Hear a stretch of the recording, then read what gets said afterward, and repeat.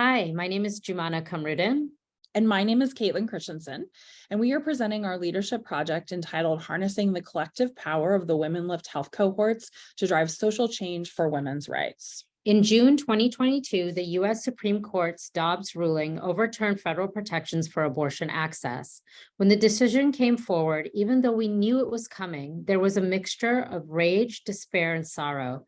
Quite frankly, it was traumatic for many of us and continues to be so.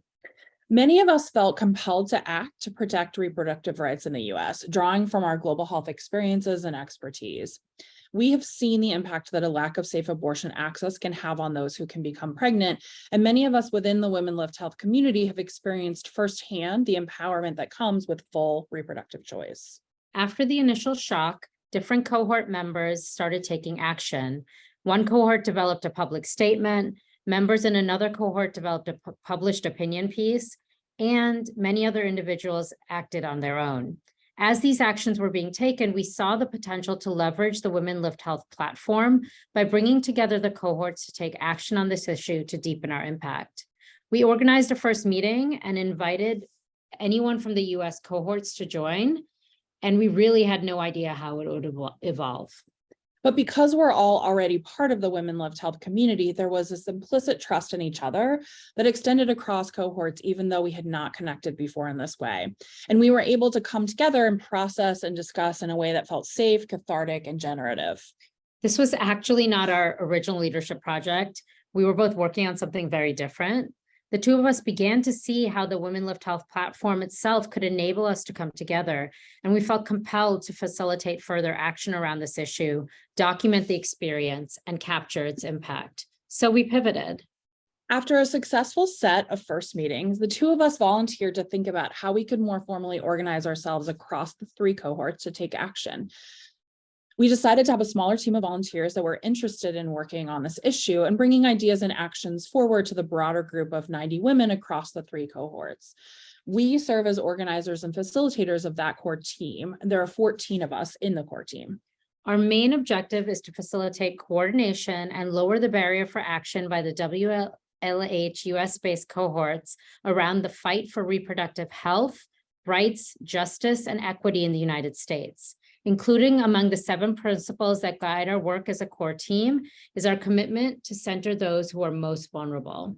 We've evolved into organizing around 3 work streams to meet our objective.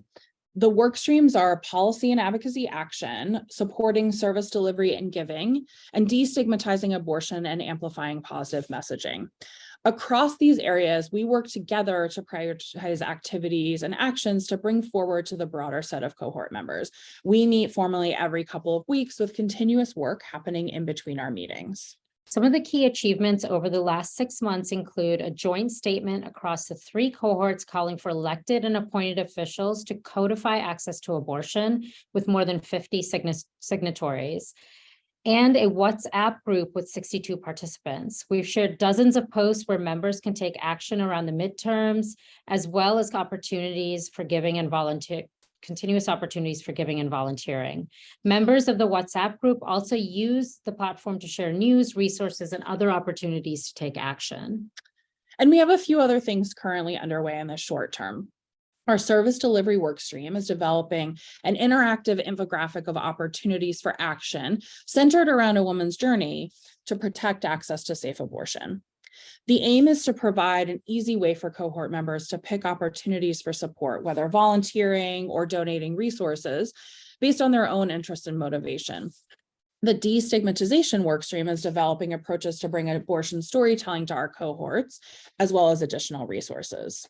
As we look forward, we're thinking about a few things. The structure works. We see a need for a small team that organizes our discussions and efforts. And we want to make sure that we continue to have fresh thinking and new ideas. In this regard, we're starting to discuss how we can connect with incoming US cohorts to bring them into this effort. In addition, we're starting to think about how the US, India, and Africa cohorts can share lessons and experiences on this issue.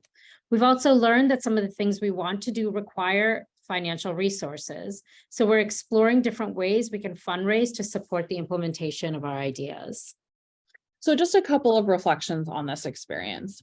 This is a loop within a loop. The premise and objective of WomenLift Health is to invest in women leaders so they can then go out and use their influence and power to amplify action. Through this effort, that is happening in real time. We were able to leverage not only our cohort, but the power of the 3 cohorts around access to safe abortion. To our knowledge, this was the first time that any of the US-based cohorts had intentionally connected with each other. And we can't think of a better issue than this one to connect. While our experience was applied to reproductive rights, this is an approach that could be used to catalyze action for other issues and priorities. But we feel that the greatest thing that has come out of this is the sense of community and support that has been fostered across these cohorts. There's an abundance and joy in what we're doing together, rather than just the overwhelming desolation that many of us felt before as individuals. We feel energized and empowered every time we connect, and there's no real way to quantify this except to say that the experience has been profound. So we want to say that we deeply appreciate this community and the power that we can have as a collective. Thank you so much for listening. Thank you.